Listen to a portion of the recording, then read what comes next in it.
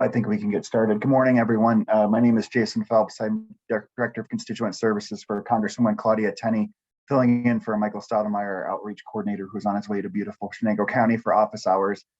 Today, I want to welcome everyone to the Congresswoman's April webinar with elected officials. This month's webinar will be participating with the United States Department of Agriculture, Office of Rural Development, concerning broadband. This will be recorded today. So if you have any colleagues who could make it today, later in this week, we'll be posting this on the Congresswoman's website, which is tenney.house.gov, to get the information here. We're very privileged to be joined by Mr. Robert Fry from the Office of Rural Development at the United States Department of Agriculture. If you have any questions during the webinar, you can put them in the chat, and then Robert can address those at the end of the webinar. But with that, Robert, if you're ready, I'll throw it over to you. And thank you. I appreciate it. What I'm going to do first, I'm going to try to share my screen, Jason. So if you wouldn't mind acknowledging that you can see it, so I know I'm good to go here. Sure. I'm somewhat technology challenged here, so. That's okay. Same, Robert, same. Right now, okay. I should be sharing my screen. Can you see it? Yes, you are sharing the screen. If I can see it. Good to go then. Okay. Good morning, everybody. As Jason said, my name is Robert Fry. I'm the General Field Representative for USDA Rural Development, specific to our Rural Utility Service Telecom Division. I currently cover New York, Pennsylvania, and New Jersey. I'm currently also assigned to all the New England states as we try to backfill a position from someone who just vacated the job. So I've been on the job for 3 years. This is now my fourth go round for Reconnect. I'm going to concentrate mostly on this program today. I will touch on two other programs towards the end of the presentation, but the program with the most funds, this is our flagship, is our Reconnect program. So my style is very relaxed. I don't like reading PowerPoints. This is a very lengthy PowerPoint presentation. I'm not going to read screens to you. This is a good takeaway. For those of you who in this call generated some interest in the program, this is a very started at the one-on-one level in determining whether this is the right program for you to apply for your project. That being said, I will go through a couple of slides. I'm going to keep this at a high level. We'll discuss the purpose of the program. We'll talk about the types of assistance that are available. I'll touch on eligibility, and we'll touch on scoring. And I'll probably end up, if I can pull this off, I'm going to do a demo of our mapping system. It's just a way of showing you eligible areas in how the scoring is done. I think it's a good way to demo things. So it should come in at around 30 minutes or less, and then we'll leave it open for questions. And with that, we'll get started. So what is the purpose of Reconnect program? The Reconnect program is we're expanding broadband service to rural areas. So it's last mile, it is residential in nature, and the purpose is to, of course, bring high-speed internet to every last mile that we can. Rural Utility Service has a proud history of doing things like this. We were created in the Rural Electrification Act back in the 30s. Our mission was to bring last mile service for electricity, which we did. And then, of course, in the 60s, we brought last mile service for telephones. And now we're doing it again for broadband. We view high-speed internet as a utility. Not everyone agrees, but our mission is to do what we can to bring these to rural areas. Obviously, we're bringing financial assistance to these areas, not to create competition. It's because with the lack of a grant or a combination thereof, these projects will not get done. They're just too marginal. They're too cost heavy. They're too capital intensive for too few customers. And so the grant is necessary to do this in order to be able to provide a reasonable return on investment for an interested party. So that being said, we're going to go this way. Oh boy. So, funding types. I'll go through this as best I can. I'll give you an idea of how the last round went, so you have an idea of how the competition is going for this. The first way to compete is through a loan. It's 100% loan, it's $50 million award, and it's 2% interest rate. 2%, of course, is becoming more and more important as interest rates seem to be drifting higher. So it's 2%, it's not going to change. That does not change over time, it's always 2%. The term of the loan is the life of the equipment plus a few years. It's first come, first served. This is a very good program for an internet provider in an area where it's rural, it's eligible, but it's not going to compete that well for grant because there's decent population density, there's decent median household income. And so we do get some interest in this. There were 23 loans came in the last round for 423 million.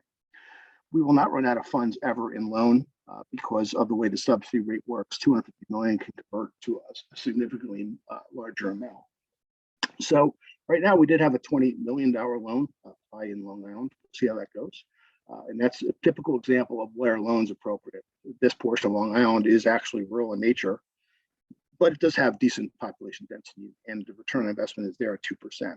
I've spoken to internet providers up here in New Jersey where it's not a matter of whether they can compete for, whether we're competing for capital. They can't get offered terms from a bank at any interest rate. So it's not that we're offering cheaper terms, we're offering them terms. And that's important to know that because a lot of these internet providers cannot provide the capital. These smaller players, these regional players, they have trouble getting funds. So that's the first category. I would consider it non-competitive on a rolling basis. And so that's available. Second category is a 50-50. This is a combination of loan and grant. Again, the max award's 25 million for each, so 25 million for grant, 25 for loan. And the interest rate is based on what's called cost of funds, and that would be the corresponding treasury note rate for that term. Most it would be close to a 20-year term. So right now, the terms on those are pretty low, but they may end up being higher than the loan only. We'll have to see how treasury rates go. Right now, in the last round, we had 1.2 billion available in funds. In this particular category, we had 250 million, and we ended up with 40 applications for 804 million. So it was slightly oversubscribed because half of its loan, again with the subsidy rate, 250 million turns into more. We probably won't be able to fund all of them, but we will be able to fund most of them. This is another competitive program, but it's also usually appropriate for internet providers, telecom providers, electricity cooperatives, who, with the cost of not having to provide funds for deposit. This is fully funded project cost, 100% loan and the grant combination are 100% funded. There's no leverage, there's no requirement for equity. Third category, which I would imagine would be the most popular for this group, would be the 100% grant. Again, you see the stats, 25 million award. It does require 25% matching funds. The funds can come from virtually everywhere. There's no real requirement that there's a restriction on where it comes from. But it's effectively a 75-25 split to the project cost. And in the last round, where we had 350 million to compete for, we did have 134 applications for 1.68 million. So we were pretty much oversubscribed in that category. The final category is for tribal or socially vulnerable communities. I'll touch on what socially vulnerable means later. And that in this category, we had 108 applications for 1.7 billion. So the grant categories were competitive. I will take this time to say that one of the reasons for this call is, of course, our round 3 just ended on March 9th. But we are going to have a round 4, and we're going to try to roll it out sooner rather than later. So we are developing a funding announcement that should be out. We're hoping by early summer. Stay tuned for that. Hit the register. The good news is this: in round 4, it should have almost twice as much money as this prior round. This was funded through the infrastructure bill passed last year by Congress and the Senate and appropriated. And the top line number was 1.96 billion. There could be some add-ons from some deobligated projects, et cetera. So it should be around 2 billion. And so it's going to be a very, very, very large pot of money that we've never had before. So this is probably the best opportunity to get funded would be round 4. So that being said, as far as eligibility goes, anyone on this call is eligible. You're a municipality, state, local government. So unless you're an individual, you're basically eligible to apply. There's 3 layers of eligibility. One is, of course, just who can apply for funds. The second one is you have to be in an eligible area. And to be in an eligible area means you have to be in your drawing. What you do when you're in our application is you go on our mapping tool and you will draw on the map your service area you're proposing to provide funding for. And within that shape file you've drawn, or that polygon, if you will, what you're certifying is that there is insufficient service in that area. And how we define insufficient service, at least currently, at least on the FOA round 3, was 100 by 20 symmetrical service. So in that map that you draw, you're stating that there's 90% households, because that's the threshold, it's 90%. 90% of the households in this particular area that we've drawn do not have sufficient service as you define it, which is 100 by 20. Now, I should say, over the 3 rounds of funding, it has changed. The original round 1, insufficient service was defined as 10-1, so was round 2, which is not very good internet. And so we actually upped it to 100 by 20 symmetrical. That could change for round 4. We could very easily go to 25-3. Don't assume it's 100 by 20. But currently, for the purposes of this conversation, it's 100 by 20 symmetrical as far as determining eligibility. You draw your maps, and then we make a determination if there really is insufficient service there. How that's done very quickly is what you need to think about this is that the maps you draw, the areas you propose to have funded, you're basically staking a claim of insufficient service. And really it's up to the agency to prove or disprove your claim.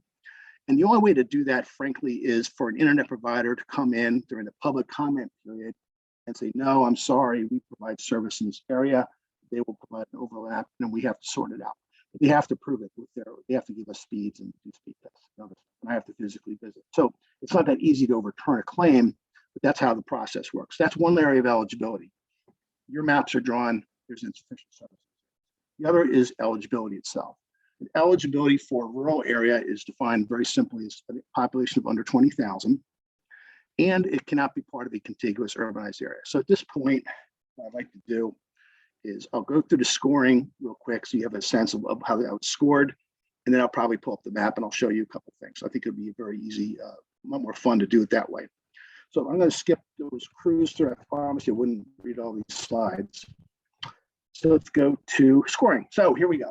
Here's how projects are scored if you're looking for a grant. And like I showed you in the prior screen, these are competitive. And so you want to pay attention to scoring if you're going to apply for a grant, even though we're going to have twice the amount of money. And I believe it's going to be less oversubscribed than before, just from the amount of funds we have, but you still need to pay attention. So here are the categories. I'm not going to break them out. These slides do a good job in and of itself. I just wanted to show you a lot of these rurality of proposed area and level of existence. The first 3, those are based entirely on the maps you've drawn. It's going to pull through the census tract data, and it's going to calculate for you what's the population density, what's the safe data for those areas you've drawn, and that kind of stuff. So a lot of this is baked in the cake based on what you've drawn. There are some options you can elect.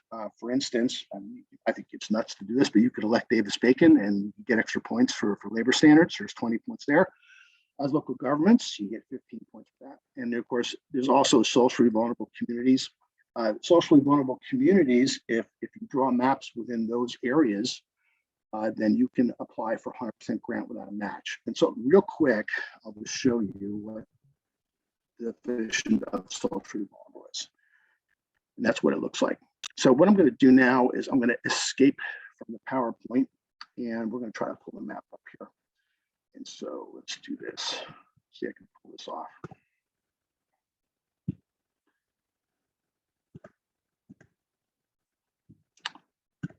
All right.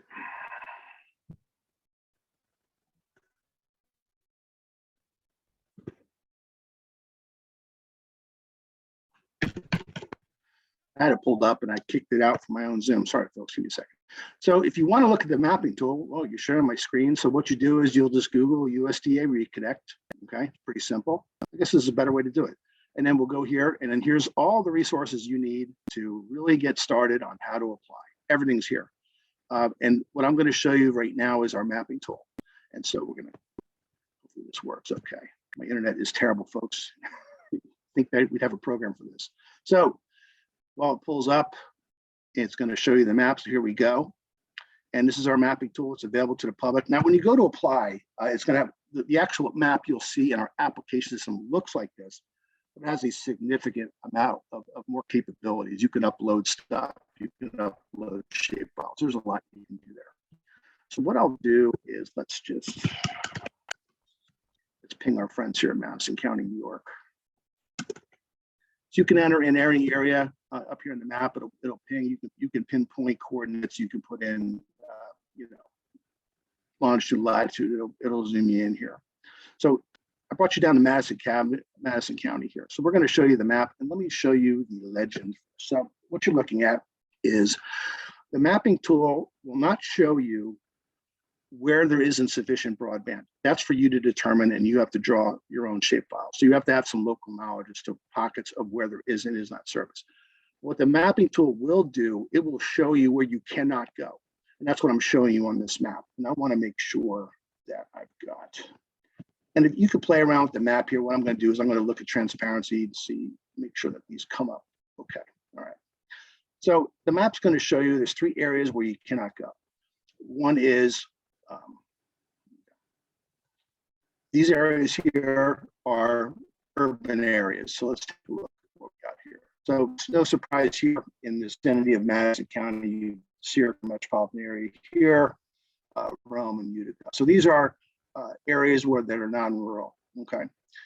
A yellow, if it turns a yellow, that's a pending application. So we just closed round 3, and so there could be applications in New York, and there are. I think we have 4 or 5 that are pending, and we're reviewing them for good. And that they're 40. The third area, which is in this area I'm showing you, there's no pending project, and my internet's unstable. See, so the other area here, this gray area here, these are what are called protected borrowers. That doesn't mean they're borrowers. In this particular case, this is Madison County, which was awarded round 2 funds north of 10 million in grant, and it's instructive to show you this did. And so when I click on these shape files, okay, this is what they drew. And all these areas are where they're proposing to bring service. And you can see how they did it. So these shape files can look pretty funky. They could be non-contiguous in nature. In this case, they drew, I believe, there may be upwards of 30 different ones. And so the map shows you that you cannot go in this area, but it also demonstrates what these projects kind of look like when they're drawn. And so this is Madison County. And this is what the map looks like. In addition, when you go in, I want to show this to you real quick. You can get on the legend up here. And we were talking about scoring opportunities, right? So if you're drawing an area, what you can do is you can click on these areas. Tribal lands, if you're on tribal lands, first of all, you can't go on tribal lands. Well, but tribal lands, if you touch on them, would be a scoring enhancement. Here's where you will get your SAPE and your reality calculator. So you can click on all these. The map gets pretty busy. I don't think my internet's going to support this, but click on all of them.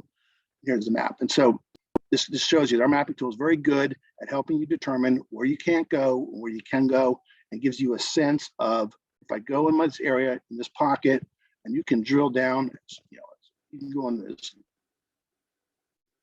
short as you want to go. And it'll do a good job of showing you, just as a starting point, whether your project is viable for reconnect funds at this point. So I'm going to get out the map now. And I will, let's go. At this point, I'm going to stop sharing my screen. I'm done with the slides. I'll pull it up in the end if you want to contact them. So I wanted to spend just the rest of the thing talking about what's happened with what I've seen in New York. New York is kind of unique. Most of the country, our applicants tend to be internet providers. They tend to be telephone cooperatives that rural utility services funded traditionally. We've had electric cooperatives. They're very popular because they have defined service areas, and frankly, they own a lot of telephone poles, which they can hang fiber on. In New York, the model seems to be public bodies applying. In round 1, we had both the Seneca Nation apply and received funds, and they're almost built out.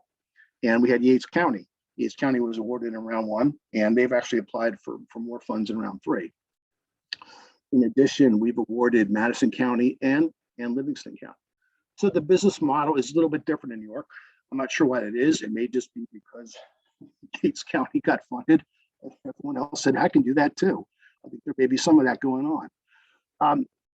How Yates did it is, they understood they had a problem, that they did not have sufficient internet for a lot of their constituents in their county. And they hired a consulting firm to kind of find those pockets where they knew insufficient service was. And then they applied for funds. The key was that they understood their problem, number 1.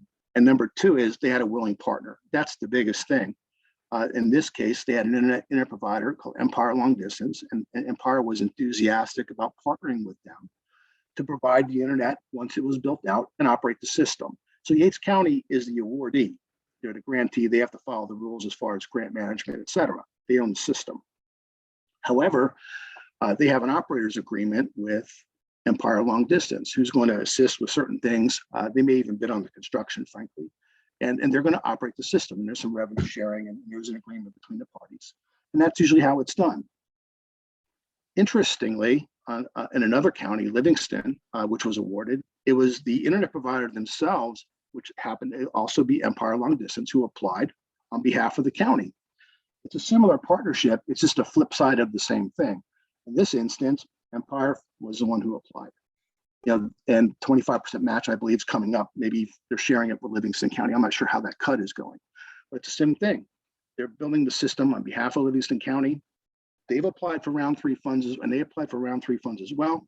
They found additional pockets of service they can provide. So it's a great business model. It seems to be working in New York. So if you're a municipality, don't be afraid that this can't work for you. I've seen it work. And the biggest drawbacks of these is, if I can just be honest with you, if I've seen areas where there's been problems, it's been with budgets. And the biggest problem I see in budgets is that, they did not account for total project costs, and there's been some misses. The biggest category I've seen is make-ready costs. They've been all over the map. I had one project that was under by $1.5 million, and another project that was over by $2 million. I don't understand how that's going, but that's been one of the major problems I've seen with the budget. At this point, I'm going to turn it over to see if there's anything in chat here. Doesn't look like to be anything. So, unless folks have questions, I've kind of wrapped up. I've given you, I think, the 150,000 foot level of these projects and how they can work. There's a PowerPoint available to do a deeper dive and go into more detail as far as, what are the requirements going forward. And as a GFR, every project I'm usually involved with, and I provide a significant amount of technical assistance, because my job is to not just develop projects, but make them successful. And to go in and help you develop a project, get it uploaded, and then get the thing funded. So whatever I can do to help, I will do so. Other than that, I'm going to stop talking. I'm going to open up to any questions people have, and we'll just give it a couple minutes to see if people can overcome their shyness and ask me some questions.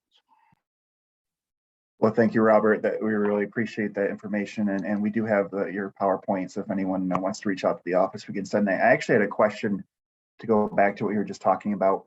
Partnering with the service providers. Those are some smaller providers, but most of our district is the service providers are Spectrum and Frontier. Have you known of any municipalities in New York State or other states that you cover that have partnered with a larger provider like that, or are they typically more smaller regional providers? They're almost always smaller regional providers. The larger players almost never apply. One of the reasons I think is just to be honest, is that we require bidding, for a lot of our projects, and we require that there be a separation between design and build functions. And so a Spectrum is going to have tons of in-house staff. They're going to want to do their own work. They're going to want to do their engineering. They're going to want to do their own design. They're not going to want to have us concur in anything that they do. They just want to check, and they want to build it. And that's just not how the program's built. Our program is built to protect our awardees from getting ripped off, truthfully. That's why we have contracts and certain things that we demand that we approve, because we want to make sure that things go well. So the larger players tend to box themselves out based on our rules for construction, which is basically separating design and build functions. So yeah, the perfect partner tends to be an Empire Long Distance, which is a small regional player, but they're looking to get bigger. And so they seem to be more in line with what the grant does and seem to be better partners. So the larger players can box out. That was very helpful. Thank you. And I think Mr. Wallace in Herkimer County has a question in the chat. If you've done it there, so. No, you don't need all your engineering done. You have to have some type of preliminary design. You have to have your site and routes, and you have to do some work, and it has to be signed off by a PE. But you'll do final plans and specs, of course, in your final design once you're awarded, and once your environmental was cleared and all that. So the question is, you have to do some preliminary work. It has to be signed off, the preliminary design, but other than that, no, you'll need final engineering before you submit. Okay, thank you. That was very helpful. I mean, we do have some smaller service providers in our area. I know in Northern Oneida and Herkimer counties, there are some, Yeah. but I think the majority, for at least internet providers, are the larger companies. But that was very good question. A good question, Mr. Ross. Thank you. Anyone else Yeah. has any more questions? Feel free to put them in the chat. Don't be shy. And if you think of something afterwards, certainly let us know. We can get you in touch with Mr. Fry and get you any information you might have. So. Yeah, I don't keep my presentations long. I've learned 20 minutes is about, that's my attention span. So I try to keep it pretty brief. 2 years into COVID, I think everybody's got Zoom fatigue at this point, and hopefully we can start doing some of these more in person later. But certainly this has been very helpful, and we will have this on our website later in the week, and we can get the PowerPoint to people if they want to share it with their colleagues. So if you have any questions, I think you always feel free to reach out to our office.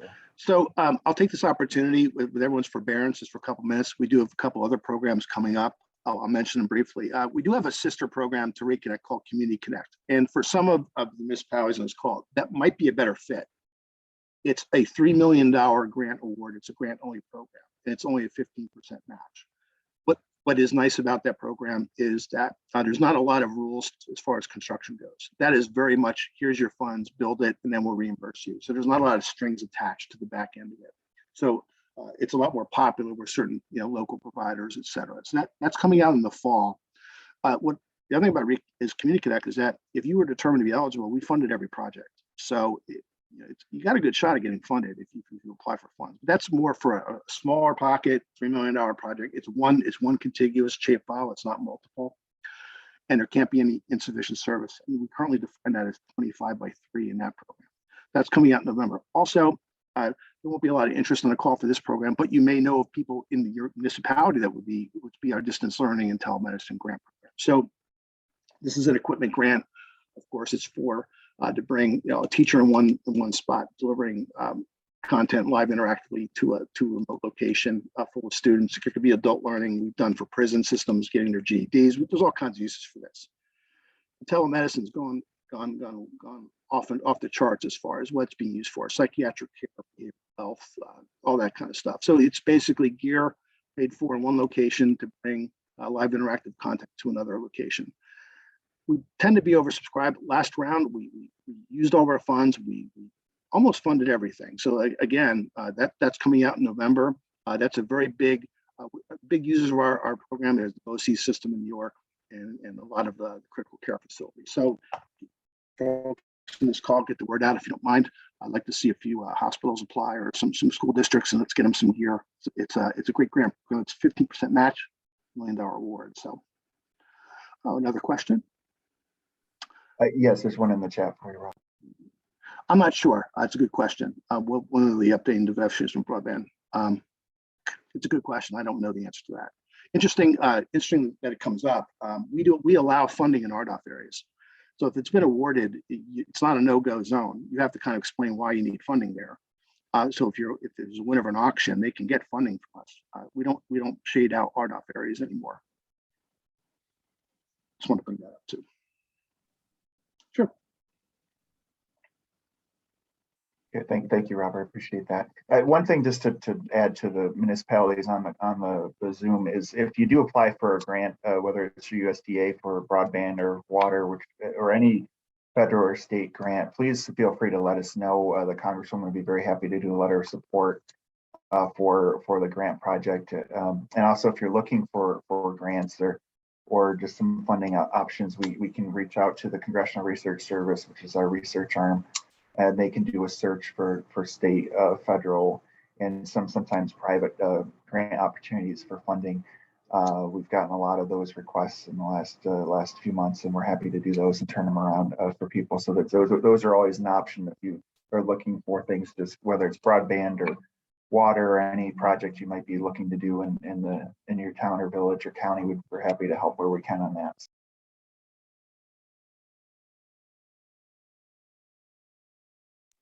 Okay, does anyone have any more questions for Robert while we got him? If not, that's fine. All good. Sure, So certainly. If you think of something afterwards, you just reach out to the office and we can get you in touch with Robert or any other resources. But Robert, I appreciate you taking the time today and the information. And like I said, this will be up on our website later this week. And I really thank you and appreciate you being on the call today and Sure. that could attend. So thank you for that feedback. We try to do these once a month. Next month, I think we're going to focus on something maybe not more municipality focused, but with a lot of the COVID restrictions going by the things for travel, especially, we're getting a lot of increase in passport demand. So next month we're looking to do one with our friends at the Department of State on passport tips and things that help without. So that's been a very big demand. Julie in our Binghamton office has been doing yeoman's work to try to get passports for people. So, but certainly we'll make sure we invite everyone. But if anyone has any questions in the future, just let us know. And I appreciate you being on today. And Robert, thank you again. All right. Thanks, everyone. I enjoyed it. We'll talk soon. Thank you very much. Take care. Everybody have a good Bye, morning. everyone.